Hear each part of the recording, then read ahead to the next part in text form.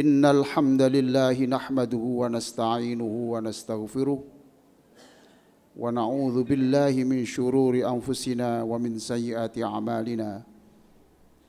May yahdihillahu fala mudilla lahu wa may yudlil fala hadiya lahu. Asyhadu an la ilaha illallah wahdahu la syarika lahu wa asyhadu anna Muhammadan abduhu wa rasuluhu la nabiyya ba'dahu. Allahumma salli ala sayyidina Muhammadin wa ala alihi wa sahbihi wa mawalah, amma ba'du. Fa ya ibadallah usikum bitaqwallah.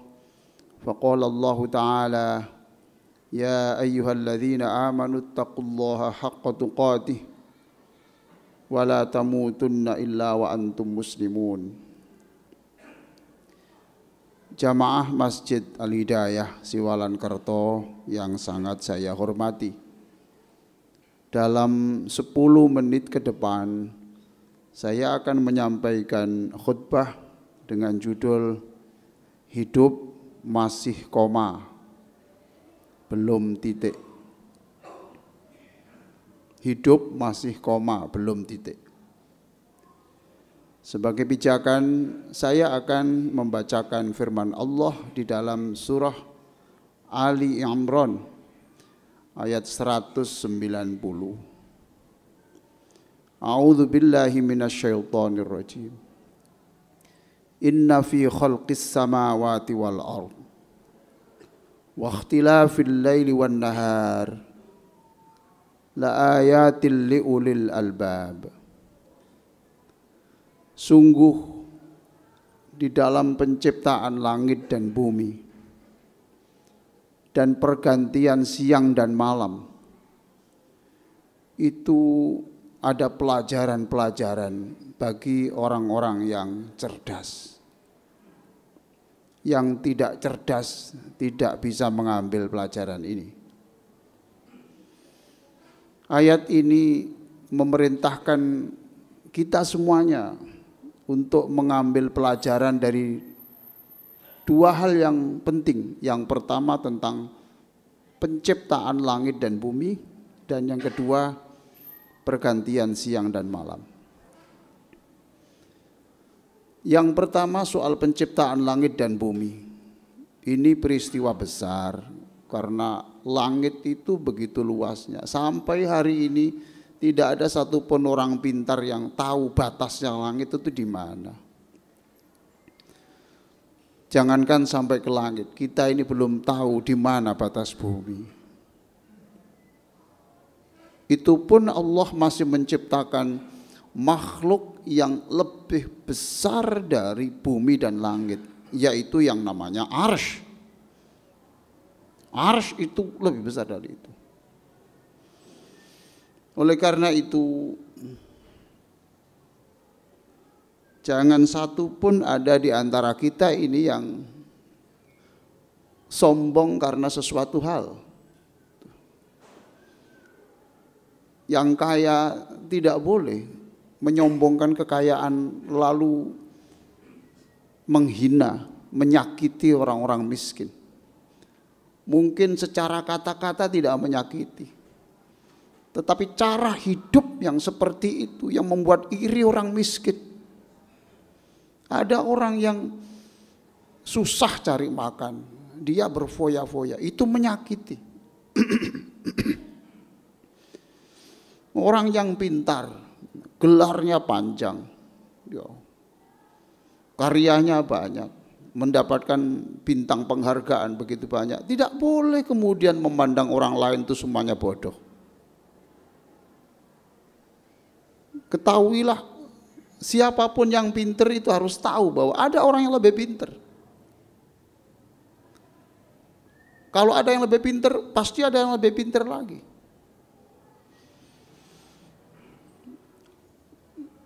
Tidak boleh kita menyombongkan ibadah kita. Mentang-mentang kita sering puasa, Senin Kemis, khatam Quran, sedekah,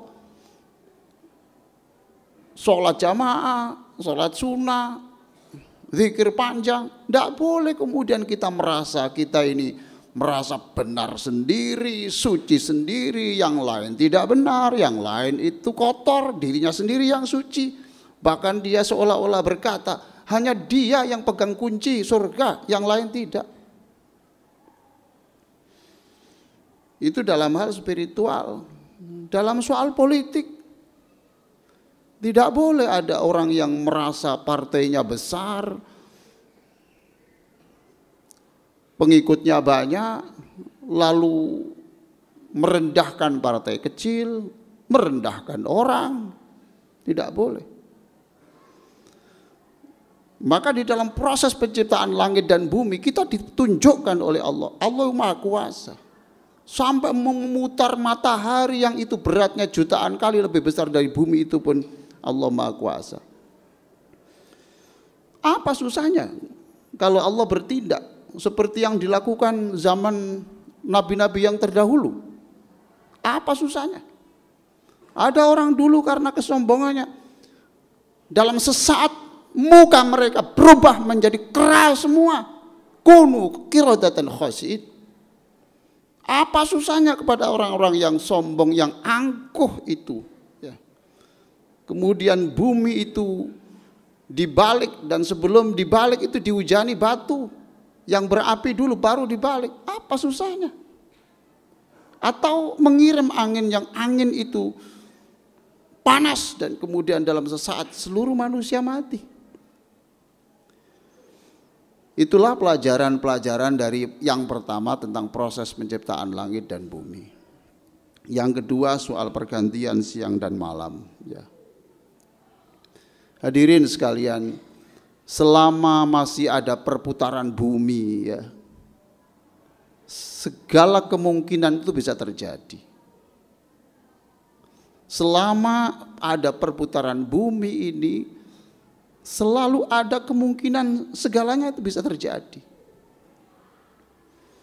Mengapa Allah menciptakan ada siang dan malam? Itu untuk menjelaskan kita bahwa tidak selamanya waktu itu siang, tidak selamanya orang itu sehat. Bisa saja sakit. Yang sakit jangan berkecil hati, tidak selamanya waktu itu malam. Nanti kalau matahari terbit, semua kegelapan itu akan sirna. Maka hidup masih koma, belum titik, optimislah.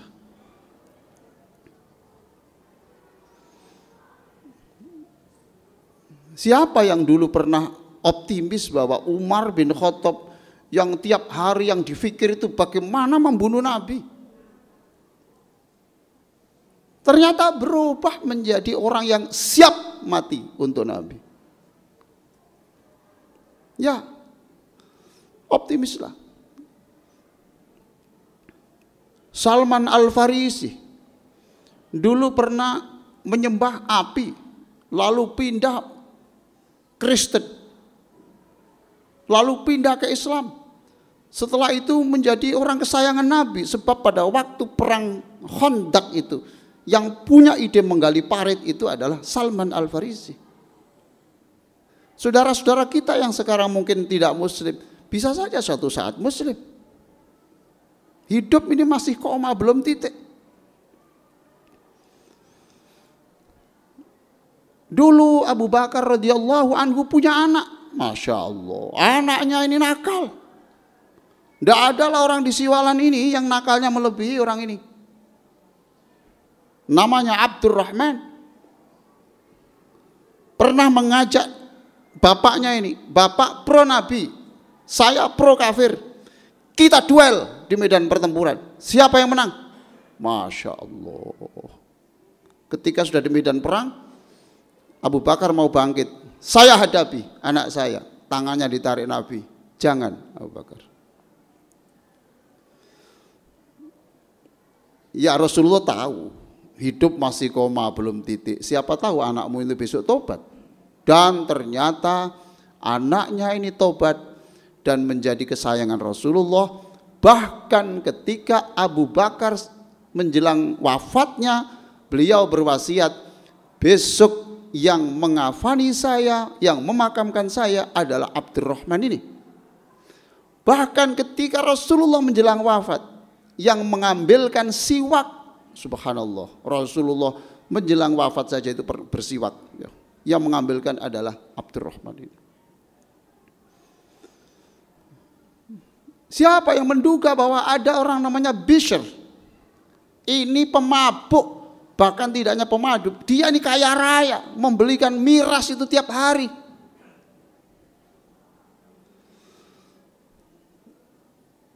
Apakah mesti begitu terus? Ternyata tidak. Suatu saat bertobat dan kemudian menjadi ulama yang terbesar pada abad 8 di Irak. Banyak orang anak-anak yang waktu sekolah itu bodoh, lalu setelah itu menjadi orang besar, bahkan dia menjadi bos, anak-anak yang paling pintar di kelasnya itu diambil sebagai karyawan semuanya. Hidup ini berubah terus. Anak yang miskin, pengamen, dulu cari makan susah, sekarang tiap bulan bisa dapat 1 miliar. Maka hidup masih koma, belum titik. Yang optimis.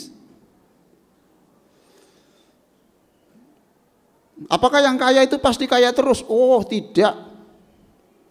Banyak orang-orang yang dulu kaya, sekarang dia ikut antri ambil nasi bungkus.